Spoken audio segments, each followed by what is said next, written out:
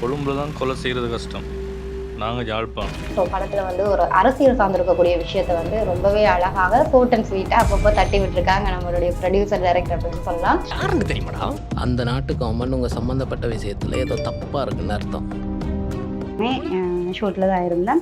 யாருமே இல்லை எனக்கு டைம் முடிஞ்சது போக போகிறேன் அந்த மாதிரி சொல்லலை, எதுவுமே பிரச்சனை பண்ணல. ஃபுல்லாகவே இருந்தாங்க, இருந்து ஹெல்ப் பண்ணாங்க. போனை அடிச்சு பறிக்கிற அளவுக்கு வைக்க யார் அந்த அதிகாரத்தை கொடுத்தன்னு தான் தெரியாம கிடக்கு. இதே மாதிரி விஷயங்கள் இப்போ நீங்களும் சரியில்லை ஆடியன்ஸ் வந்து இந்த மாதிரி ஆதங்கப்பட்டிருப்பாங்க, இது இப்படி நடக்குது என்று சொல்லி உங்களுக்கு மனசில் பட்டிருக்கும்.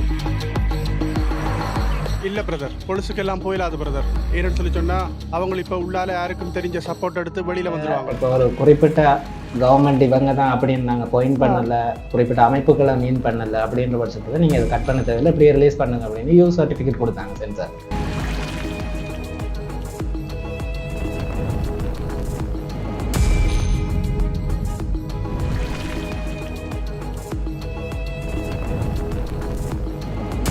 உறவுகளுக்கு வணக்கம். மற்றும் ஒரு டிஆர்எம் பிக்சர் வழங்கும் யாதும் யாவரும் நிகழ்ச்சியோடாக இணைந்து கொள்வதில் ரொம்பவே சந்தோஷம். இன்னைக்கு என்னோட எந்த டீம் இருக்கிறாங்க அப்படின்னு பார்த்தீங்கன்னா மிஃபன் ஜெஃப்னா டீம் இருக்கிறாங்க. ஸோ மல்லாவில இந்த திரைப்படம் வந்து வெற்றிகரமாக ஓடி இருக்கு அப்படின்றத வந்து சமூக வலைத்தளங்களில் பார்க்கக்கூடிய மாதிரி இருந்துச்சு.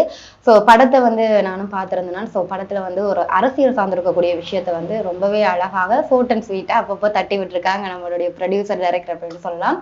ஸோ இந்த திரைப்படத்தோட எக்ஸ்பீரியன்ஸ், இந்த திரைப்படத்தில் நீங்கள் என்னென்ன ஒர்க்குகள் பண்ணியிருக்கிறீங்க அப்படின்றதையும் தாண்டி ஒரு டைரக்டராக இந்த மூவி வந்து ஒரு அரசியல் பார்க்கக்கே இந்த மூவியில் வந்து பெரும்பாலான ஒரு பாரிய ஒரு அளவில் இருக்கக்கூடிய அரசியலை வந்து நீங்கள் ஷார்ட் அண்ட் ஸ்வீட்டாக சொல்லியிருக்கிறீங்க. ஸோ இந்த ஸ்டோரி வந்து முதல்ல உங்களுக்கு ஐடியா எப்போ வந்துச்சு? ஸோ இதுக்கப்புறமா உங்களுக்கு யாரும் ஃப்ரெண்டாக ஹெல்ப் பண்ணாங்களா இந்த மூவிக்கு வந்து ஸ்டோரி எழுதுறதுக்கு? இது வந்து இங்கே ஜெஃப்னாவில் நடந்த ஒரு ரியல் இன்சிடென்ட்டை பேஸ் பண்ணி எழுதின கதை தான் இது. நானும் அவங்க ப்ரொடியூசரும் வேற ஒரு வேலைக்காக ஒரு சாப்பாட்டு கடைக்கு போயிருந்தோம். அப்போ வந்து அங்கே ஒர்க் பண்ண பையன் வந்து அவர் கொழும்பு. அப்போ அவர் வந்து சில விஷயங்கள் நம்ம கிட்ட பேசி ஷேர் பண்ணும்போது வந்து நிறைய டிஃப்ரென்சஸ் அவர்கிட்ட மைண்டில் இருந்துச்சு. அப்போ அந்த மாதிரி இருக்கும்போது இப்போ நான் இருக்கிறது கொழும்பு தான், ஆனால் சொந்த ஊர் யாழ்ப்பாணம். அப்போ இவங்க யாழ்ப்பாணம் தான் பெஸ்ட் ஃபுல்லாக. அப்போ இவங்ககிட்ட இங்கே இப்படி இருக்கா அப்படின்னு கேட்டால் இங்கே இப்படி தான் இருக்குது, இப்படியான விஷயங்கள் இருக்குது, ஆனால் அது கொழும்புல இல்லை அப்படின்ற மாதிரி ரெண்டு பேரும் பேசிக்கிட்டோம். அப்போ வந்து ஐடியா தான் இது. அதில் இருந்து அப்படியே டெவலப் பண்ண கேட்டு அவரோட அனுபவங்களை வச்சு உங்களோட அனுபவங்களையும் வச்சு அந்த திரைப்படத்தை எடுத்துருக்கிறீங்க. ஸோ ரொம்பவே நல்லா இருக்குது திரைப்படம். எங்களுடைய கேமராமேன் வந்து அதில் வந்து பண்ணியிருக்கிற ஒர்க் எல்லாமே ரொம்பவே சூப்பராக இருக்குது. ஸோ இந்த திரைப்படத்துக்கு முன்னால் நீங்கள் என்னென்ன விஷயங்கள் செஞ்சுருக்கிறீங்க? திரைப்படத்துக்கு முன்னாலேன்னு சொல்லி இந்த படத்துக்கான என்னென்ன ப்ராஜெக்ட் ஏதாச்சும் செஞ்சுருக்கிறீங்களா? என்ன சொன்னால் நாங்கள் வந்து சேர்ந்து கணக்கு ப்ராஜெக்ட்கள் செஞ்சுருக்கிறோம். ஆரம்பத்தில் என்ன சொன்னால் நாங்கள் கிட்டத்தட்ட 2008ஆம் ஆண்டில் இருந்து குறுந்திரைப்படம் எடுத்திருக்கிறோம். அப்போ இவர் தான் கதை எழுதுவார். ஸோ அந்த கதையை வந்து நாங்கள் 2008ஆம் ஆண்டு அந்த குறும்படம் எடுத்து அப்போலேருந்தே ஃபிலிம் பண்ணணுன்றது நோக்கமாக இருந்தது. அதுக்கு பிறகு இடையில் வந்து மியூசிக் வீடியோஸ் வந்து செஞ்சுருந்தோம். மலையகம் மற்றும் என்ன உள்ள செஞ்ச இவங்க ஆக்ட் பண்ண என்ன உள்ள செஞ்ச ஆலங்குருவியை இப்படி மியூசிக் வீடியோஸ் செஞ்சுருந்தோம். ஸோ அதோட அடுத்த இடம் படம் பண்ணணுன்றது. அதையும் தானே உங்களோட ஒர்க் வந்து எவ்வளோ தூரம் உண்மையாக இருக்குன்றது படம் பார்க்கவே தெரியுது. ஒரு ஃப்ரேமாக எல்லாமே பர்ஃபெக்டாக வச்சுருக்காங்க. ஸோ நம்மளுடைய ப்ரொடியூசர்கிட்ட நாங்கள் கேட்டுக்கலாம். ஸோ நீங்கள் சொல்லுங்கள், ஒரு படம் எடுக்கிறதுக்கு வந்து கண்டிப்பாக ஒரு பட்ஜெட்ன்றது ஒரு பெரிய விஷயம். அதையும் தாண்டி உங்களுக்கு வந்து இந்த திரைப்படத்தில் வந்து இந்த விஷயங்கள் டஃப்பாக இருந்துச்சு, கொஞ்சம் லைட்டாக டஃப்பாக இருந்துச்சுன்ற மாதிரி ஏதாச்சும் இருக்கா ஒரு ப்ரொடியூசராக? இது வந்து உங்களுடைய ஃபர்ஸ்ட் மூவி அப்படின்றதையும் சொல்லியிருந்தீங்க. ஸோ அவ்வளவு எக்ஸ்பீரியன்ஸ் இருந்திருக்காது. ஸோ இந்த மூவியில் வந்து உங்களுக்கு கிடைச்ச எக்ஸ்பீரியன்ஸ், ஒரு ப்ரொடியூசராக வந்து இந்த விஷயங்கள் இருந்தால் இன்னும் பெட்டராக இருக்கும், எந்தெந்த விஷயங்களுக்கு நீங்கள் கஷ்டப்பட்டீங்க அப்படின்ற விஷயத்த சொல்லுங்கள். இந்த ஷூட் வந்து ஃபுல்லாக நைட் ஷெட்யூல் போச்சு. அது கொஞ்சம் கஷ்டமாக இருந்துச்சு. ப்ரொடியூசர்ன்றதை விட அவங்களோட சேர்ந்து ஃபுல்லாகவே ஒர்க் பண்ணியிருந்தேன். ப்ரொடக்ஷன் மேனேஜராக இருந்திருக்கேன். அப்போது இந்த ஃபீல்டுக்குள்ளே நான் ஆர்டிஸ்டாக இருந்திருக்கிறேன். இப்படி இவங்களோட இண்டஸ்ட்ரியில் ஒர்க் பண்ணுறன்றது இதுதான் ஃபர்ஸ்ட் டைம். அதனால் நைட் ஷெட்யூல்ன்றது கொஞ்சம் கஷ்டமாக இருந்துச்சு. ஆனால் நல்ல எக்ஸ்பீரியன்ஸாக இருந்துச்சு. ஆர்டிஸ்ட் எல்லாரையும் கோஆர்டினேட் பண்ணி லொக்கேஷன் எல்லாம் பார்த்து இந்த பெர்மிஷன்கள் எல்லாம் எடுத்து அந்த வேலையெல்லாம் செய்தது நல்ல எக்ஸ்பீரியன்ஸ். ஆனால் கஷ்டமாக இருந்துச்சு. ஓகே, அவங்க ஷார்ட் அண்ட் ஸ்வீட்டாக முடிச்சுட்டாங்க. ஸோ ஸோ நீங்கள் வந்து ஒரு டைரக்டராக அந்த திரைப்படத்தை வந்து பார்க்க அதில் வந்து எங்களுடைய கஜன் தாஸ் வந்து ஒரு வசனம் சொல்லியிருப்பாரு. ஈழத்து சினிமாவை வந்து அந்த படத்தில் ஸ்டார்ட்லேயே நம்மளோட ஈழத்து சினிமாவை நாங்கள் எப்படி பார்க்குறோம் அப்படின்றத வந்து ஓப்பன் மைண்டில் நீங்கள் அதில் எல்லாம் சொல்லி இருக்கிறீங்க. ஸோ அந்த விஷயத்தை அதில் ஏன் வச்சிங்க? இல்ல அது இப்ப நீங்க இது பண்ணாதீங்க அப்படின்னா அது அந்த கேரக்டர் கஜன்தாஸ்ன்ற கேரக்டர் வந்து ஈழ சினிமா அப்படின்றது அவனுக்கு பெரிய இது இல்லை. அவன் வந்து இப்போ ஒரு தப்பான மோட்டிவ்ல வேலை செய்யற ஆள் தான் அந்த கதையில.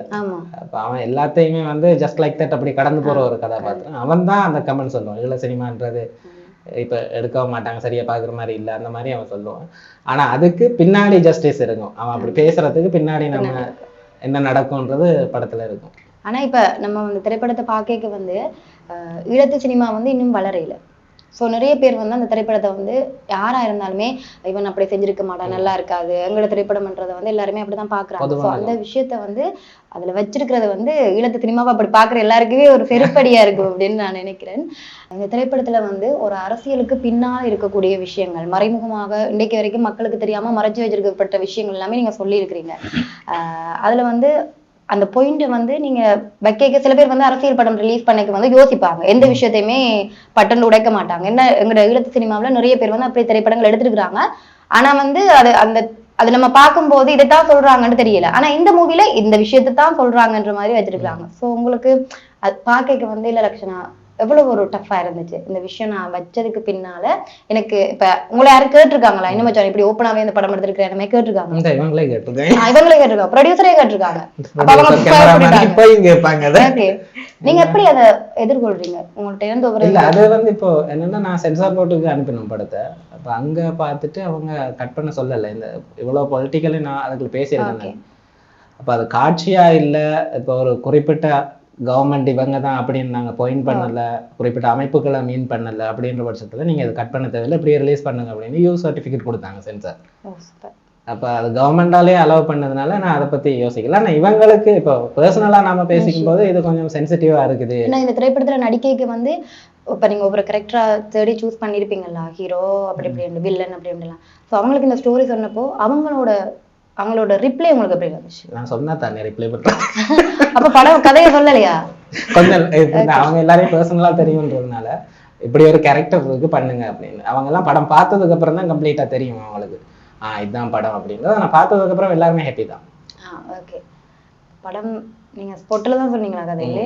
என்ன இப்போ உங்களுக்கு இப்போ நான் உதாரணத்துக்கு சொல்றேன், உங்களுக்கு ஒரு கதாபாத்திரம் இருக்கு, லக்ஷனா இதான் நீங்க பண்ணணும் அப்படின்றது ஒரு லைன் சொல்றேன். உங்களுக்கான டயலாக்ஸ் உங்களுக்கான பர்சன்ஸ் மட்டும்தான் உங்களுக்கு அனுப்புவேன். அப்ப நீங்க என்ன செய்யணுன்றது ஐடியாவோட வருவீங்க. ஆனால் கதை ஃபுல்லா ஆரம்பத்துல இருந்து எண்டு வரைக்கும் எப்படி இருக்கும், அது என்ன நடக்கும்ன்றது தெரியாது உங்களுக்கு.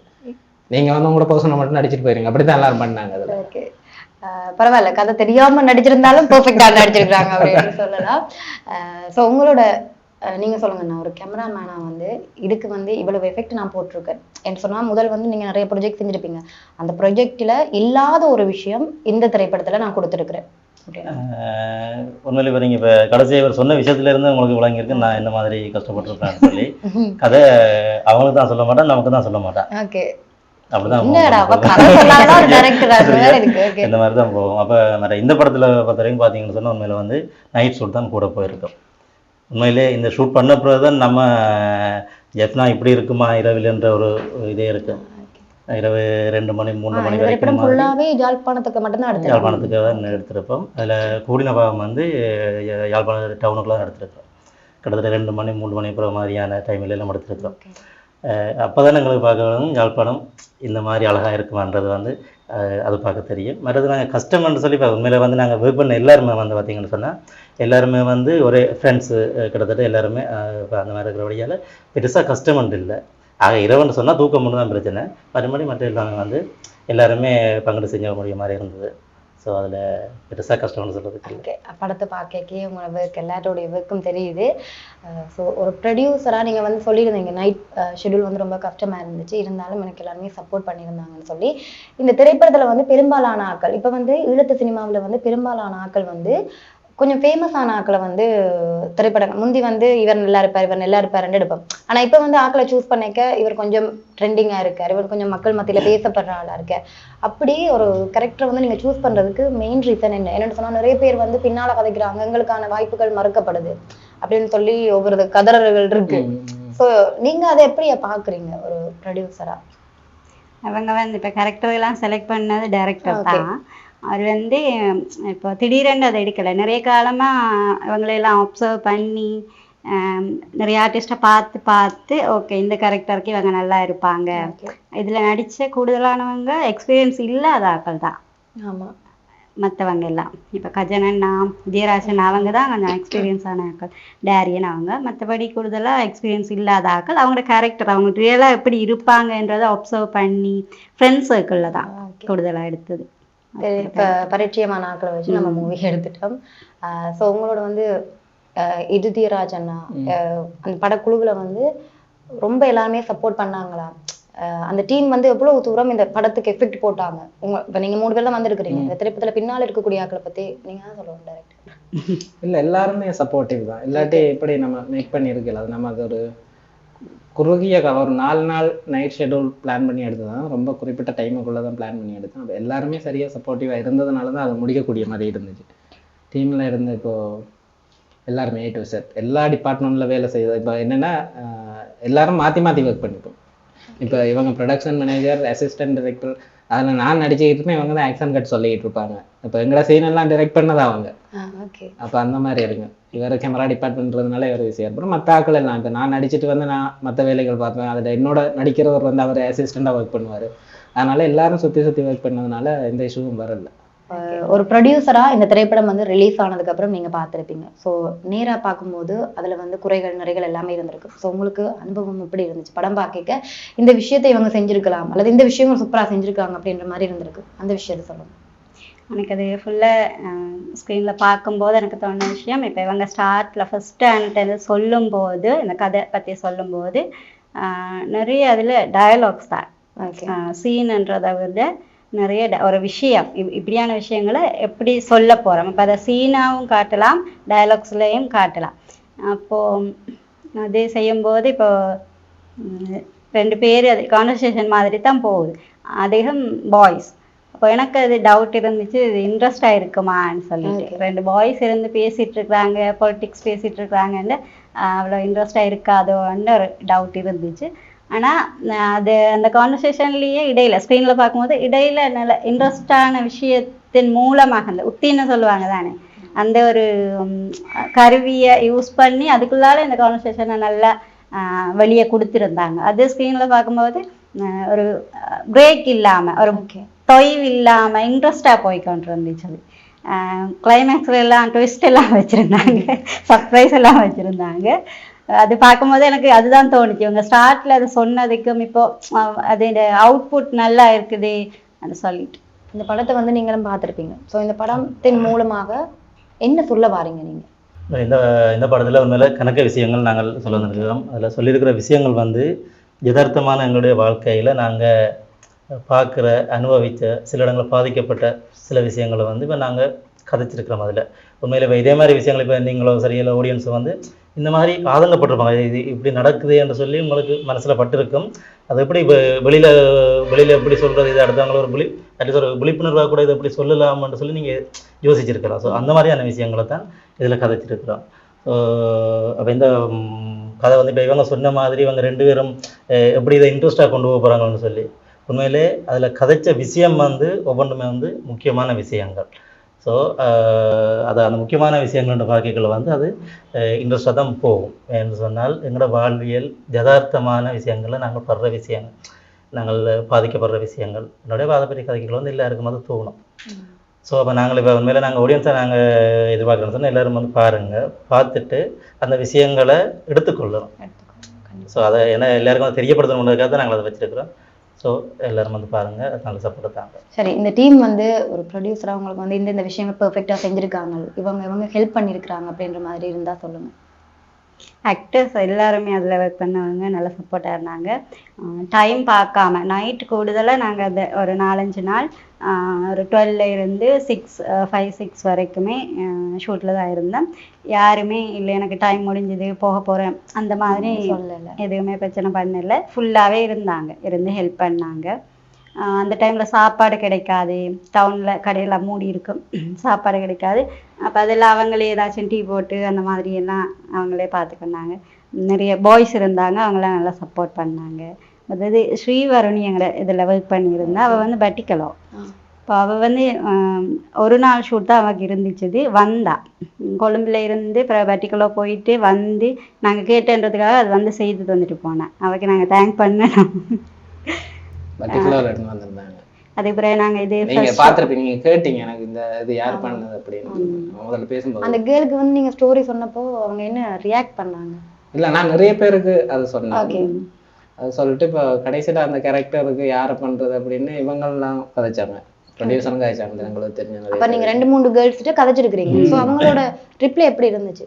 என்னன்னு சொன்னா இப்போதைக்கு அந்த திரைப்படத்துல வந்த காட்சிகள் மாதிரி நம்மளோட ஸ்ரீலங்கா யாழ்ப்பாணம்னு சொல்லிக்க அந்த சீனை வந்து இல்ல நான் தவிர்த்துடுவேன் அப்படின்னு சொல்றாங்க. உங்களுக்கு அப்படி சொன்னாங்களா? ஆமா ஆமா சொல்லியிருந்தாங்க. அப்படித்தான் இருந்துச்சு. அதை வந்து நீங்க எப்படி பாக்குறீங்க? இப்ப என்ன சொன்னா ஒரு டைரக்டரா நீங்க வந்து ஒரு கேர்ளை வந்து இந்த சீனுக்கு சூஸ் பண்ணிக்க பெரும்பாலான இன்டர்வியூல வந்து இந்த விஷயம் வந்து எப்பவுமே சொல்லுவாங்க. அந்த கேர்ள்ஸ் வந்து சில பேர் வந்து அதை ரிஜெக்ட் பண்ணிடுவாங்க. அதை வந்து ஒரு ப்ரொடியூசரா ஒரு டைரக்டரா நீங்க எப்படி பாக்குறீங்க?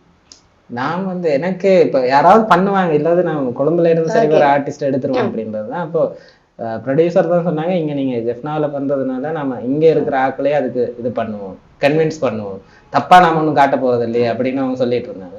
கடைசியில் நீங்களே யாரையாவது தேடி பிடிச்சிக்காதீங்கன்னு இவர் தான் ஸ்ரீவருணியை கண்டெக்ட் பண்ணி கொடுத்தது. அவங்க பேசினது. அவங்க என்ன சொன்னாங்க? ஓகே நான் அவங்க வந்து இப்போ பண்றது தானே, யாருக்கும் அந்த பிரச்சனை இல்லை. அந்த மாதிரி தான் காட்டாங்க. நாங்கள் அப்படிதான் எதிர்பார்த்தோம். அவங்களும் ஓகே பிரச்சனை இல்லை செய்தாரு. பரவாயில்ல. டீம்ல வந்து எல்லாருமே கஷ்டப்பட்டாலும் இஷ்டப்பட்டு செஞ்சிருக்கிறாங்க அந்த இதுக்கு வந்து. ஸோ ஒரு இப்போ நாங்கள் எங்களுடைய ஈழத்து சினிமா அப்படின்னு சொல்லிக்க வந்து ஒரு கேர்ள் வந்து ஒரு நெருக்கமான சீன்ல நடிச்சா அந்த கேர்ள் தப்பானவர் அப்படின்னு சொல்றது நிறைய விமர்சனங்கள் வரும். ஸோ இந்த திரைப்படத்துல வந்து ஒரு சின்ன சீன், ஒரு நெருக்கமான காட்சி அப்படின்னு கூட சொல்லலாம். அந்த சீனை வந்து அந்த கேர்ளுக்கு வந்து ஒரு பெரிய பாராட்டு கொடுக்கலாம் சொன்னா நிறைய பேர் இந்த இதை வந்து ரிஜெக்ட் பண்றாங்க. வெளியில இருக்கிற மக்கள் வந்து ஒரு சினிமாவை வந்து சினிமாவா பார்க்காம ஒரு ஏதாச்சும் ஒரு சின்ன சீன் நம்ம நடிச்சிட்டோம்னு சொன்னா அந்த சீனை வச்சு நம்மளை ஜட்ஜ் பண்றது கண்டிப்பா அப்படி ஒரு விஷயத்த பண்ணாதீங்கன்னு சொன்னா சினிமா ஃபீல்டில் இருக்கிறவங்களுக்கு வந்து அது ஜஸ்ட் ஒரு நடிப்பு, அவ்வளவுதான். அந்த விஷயத்த வந்து நான் மென்ஷன் பண்ணிக்கிறேன். ஸோ நீங்க சொல்லுங்க, இந்த திரைப்படம் வந்து நம்ம ஒரு கஷ்டப்பட்டு ஒரு ப்ரொஜெக்டை வந்து எடுக்கிறோம். ஸோ அதெல்லாமே ஃபுல்ஃபில் ஆகி எடிட்டிங் எல்லாம் முடிச்சு ஒரு ரிலீஸ் பண்ற டைம் நீங்க அந்த படத்தை பார்க்க ஒரு கேமராமேனா நீங்க வந்து உங்களோட கேமரா ஒர்க்கும் இருந்தாலும் சரி, இதுல வந்து எனக்கு பிளஸ் மைனஸ் எல்லாம் தெரிஞ்சுச்சு அப்படின்ற மாதிரி இருக்கா? தெரியுங்க இருக்குது. இப்போ நம்ம ஒரு ஒர்க் பண்றோம்னு சொன்னா உண்மையில வந்து நம்ம எங்களோட குறைநிறைகள் வந்து இப்போ எங்களுக்கு விளங்கும். டெக்னிக்கல் வைஸ் இப்போ நம்ம பார்க்கும்போது நம்ம எங்கே பிள்ளை விட்டுருக்கிறோம், எங்கே செஞ்சுருக்கலாம்ன்றது உண்மையிலே எங்களுக்கு அது தெரிஞ்சால் தான் அது எங்களோட அடுத்த கட்ட வளர்ச்சிக்குரிய பாதையாக இருக்கும். ஸோ அப்படி பார்க்க இந்த படத்தில் வந்து அடுத்து இப்போ நாங்கள் பப்ளிக் ஒப்பீனியன் கேட்ட பிறகு இப்போ அவங்க கூட கருதினாங்கன்னா ஜெஃப்னாவில் அடுத்த படம் வந்து இப்போ நைட்டில் எடுத்திருந்தது. கொஞ்சம் இன்னும் கொஞ்சம் நீங்கள் லைட் பண்ணி கொஞ்சம் எடுத்துருக்கலாமே அந்த மாதிரிலாம் கேட்டிருந்தாங்க. உண்மையில நாங்கள் அது அங்கே வச்சது வந்து யாழ்ப்பாணம் இரவு இந்த டைம்ல இப்படித்தான் இருக்கும் என்றதை நாங்கள் காட்டியிருந்தோம். அது ஒரு மிஷன், ஒரு சம்பவம் ஒன்று பண்ணுறதுக்காக ஒரு பிளானோட நடந்து கொண்டு இருக்குது. ஸோ அப்போ அது பண்ணையில் ஷூட் பண்ணியிருந்தோம், இங்கே ஹாஸ்பிட்டல் ரோட்லலாம் ஷூட் பண்ணியிருந்தோம். ஸோ இரவில் எப்படின்னா இப்படித்தான் இருக்கும்ன்றதை யதார்த்தமாக காட்டணுமன்றதில் குறியாக இருந்தோம். ஸோ அப்போ அதில் வந்து அந்த மாதிரி இருக்கும். அதை கொஞ்சம் நைட்லேயே அப்படியே எடுத்திருப்போம். ஸோ அதை வந்து பப்ளிக்கில் கேட்டிருந்தாங்க, நீங்கள் இதை கொஞ்சம் இன்னும் கொஞ்சம் லைட் பண்ணி இந்த திரைப்படம் பார்த்ததுக்கு பிறகு உங்களுக்கு கமெண்ட்ஸ் எல்லாமே வந்திருக்கும், இந்த விஷயங்கள் செஞ்சா பெர்ஃபெக்ட்டா இருந்திருக்கும். அப்படி நீங்க செஞ்ச இந்த படத்துல வந்து யாராச்சும் நெகட்டிவா கமெண்ட் பண்ணியிருந்தாங்க? என்னடா மீண்டும் அந்த படத்துல நாங்க ஸ்டார்ட்ல சொன்ன மாதிரி ஏதாச்சும் நெகட்டிவா சொல்லியிருந்தாங்களா? இல்ல இந்த சப்போர்ட் பண்ணியிருந்தாங்க, இந்த விஷயம் கொஞ்சம் மாத்திருந்தா பெட்டரா இருந்திருக்கும் அப்படின்னு? ஏன்னா மல்லாவில நீங்க திரைப்படம் ரிலீஸ் ஆனதுக்கு பிறகு பெரும்பாலான மக்கள் வந்து அந்த திரைப்படத்துல வந்து அரசியல், அவங்களுக்கு அந்த திரைப்படம் விளங்கி அரசியல் இருக்கக்கூடிய விஷயங்களை நீங்க அப்படி அழகா காட்டியிருக்கீங்கன்னு சொல்லியிருந்தாங்க. சோ உங்களுக்கு நேரா யாரும் வந்து படத்தை பார்த்ததுக்கு பிறகு நெருங்கின நண்பர்கள் யாரும் கமெண்ட்ஸ் பண்ணாங்க? கொஞ்சம் பேர் சொல்லி இருந்தாங்க இந்த படத்தோட டைட்டில் மிஷன் ஜெஃப்னான்றது தமிழ்ல வச்சிருக்கேன் அந்த மாதிரி. நீங்க அது தமிழ்ல வைக்கிறேன்னு சொல்லி காட்டுறீங்க. ஏன் வைக்கல? நீங்க டைரக்டர் நீங்க சொல்லுங்க, ஏன் தமிழ்ல வைக்கல? நீங்க படம் பார்த்துட்டீங்க தானே, ஏன் வைக்கல? இல்ல அந்த கண்டென்ட்டுக்கே அது ஒரு மிஷன், அது ஒரு இதொன்று நடக்குது. அப்போ அதை மிஷன்னு சொல்றது வந்து எனக்கு கட்சியாக இருக்கும் அப்படின்னு தோணுச்சு. அது வந்து இது டபுள் மீனிங் தான். அது தமிழ்ல அதுக்கான சரியான வார்த்தை எனக்கு அமையல. இப்போ இது வந்து கவர்மெண்ட் யாழ்ப்பாணம் மேல பண்ற ஒரு மிஷனும், கொழும்புல இருந்து வர 2 பேர் இங்க யாழ்ப்பாணத்துல இருக்கிறவங்கள வச்சு பண்ற மிஷனும், அது ரெண்டையும் ஒன்னா குறைக்கிறது தான் அந்த மிஷன் நிர்வாகி. யாழ்ப்பாணம் ஜெஃப்னா ஜெஃப்னான்னு சொன்னா யாழ்ப்பாணம் தானே. ஸோ என்னத்துக்காக அந்த படத்தை வந்து நம்ம இங்கிலீஷ்ல டைட்டில் வச்சோம் அப்படின்ற டைரக்டர் சொல்லிட்டாங்க. ஸோ இந்த திரைப்படம் வந்து மல்லாவில ரிலீஸ் ஆனதுக்கு அப்புறமா இன்னும் நிறைய இடங்கள்ல ரிலீஸ் ஆக இருக்கு. அந்த விஷயங்களை நீங்க சொல்லிடுங்க. ஜெஃப்னாவில் இனிதான் ரிலீஸ் பண்ண போறோம். ஜெஃப்னால ஒரு வீக்கெண்ட் பார்த்து இங்க ரிலீஸ் பண்ண போறோம். அதுக்கான டேட்ஸ் எடுத்துட்டு இருக்கோம். அதுக்கு பிறகு கனடாவில் இந்த ஆகஸ்ட் 20ஆம் தேதி ரிலீஸ் பண்ண போறோம் கனடாவில். அதுக்கு பிறகு இன்னும் டேட் ஃபிக்ஸ் பண்ணல, மற்ற நாடுகளில் போடுவோம். அது செய்யும்போது நாங்கள் கண்டிப்பா சப்போர்ட் தருவாங்க. சரி, ஒரு டைரக்டரா வந்து மக்கள்கிட்ட இந்த மூவி சார்ந்திருக்கக்கூடிய விஷயங்கள் பாருங்க, இந்த மூவில இந்த விஷயங்கள் நாங்க கொடுத்துருக்கோம், மக்களுக்கு என்ன சொல்ல விரும்புறீங்க? மக்களுக்கு என்னன்னா வந்து பாருங்க படத்தை. இப்போ பார்த்த வரைக்கும் எல்லாரும் ஓகே தான். பொலிட்டிக்கலி சரியான கருத்து சொல்லியிருக்கிற மாதிரி எனக்கு இப்போ தோணுது, பார்த்து சொன்னதுக்கு அப்புறம். இங்கே யாழ்ப்பாணத்தில் ரிலீஸ் பண்ணும்போது அல்லது வெளிநாடுகளில் நம்ம போடும்போது படத்தை வந்து பாருங்கள். டிஆர்எம் த்ரூ தான் எல்லாம் பண்ணுறாங்க. அப்போ ஃபுல்லாக பார்த்தீங்கன்னா சந்தோஷம். பார்த்து உங்களோட கருத்துக்களை கூட ஷேர் பண்ணிக்கிட்டீங்கன்னா இன்னும் சந்தோஷம். கண்டிப்பாக நம் நாட்டு கலைஞர்களுக்கு எப்போவுமே உங்களோட சப்போர்ட், மக்களாகி உங்களோட சப்போர்ட் வந்து எப்போவுமே தேவை. ஸோ மல்லாவில ரிலீஸ் பண்ணதுக்கு பிறகு மக்களோட சப்போர்ட் எப்போவுமே அதிகமாக இருக்குது. ஸோ ஜெஃப்னாவில் கனடாவில் எல்லாமே ரிலீஸ் பண்ணியிருக்காங்க. ஸோ படத்தை பார்த்ததுக்கு அப்புறமா உங்களோட கருத்துக்களை பதிவிடுங்க. குறைகளாக இருந்தாலும் சரி, நிறைகளாக இருந்தாலும் சரி, அதை வந்து ரொம்பவே அழகாக சொல்ல வேணும் அப்படின்றதையும் சொல்லிக்கொள்கிறேன். ஸோ இப்படியான அடுத்த ஒரு யாதும் யாவரும் நிகழ்ச்சியில் உங்களை சந்திக்கும் வரை விடைபெறும் நான் உங்கள் லக்ஷனா.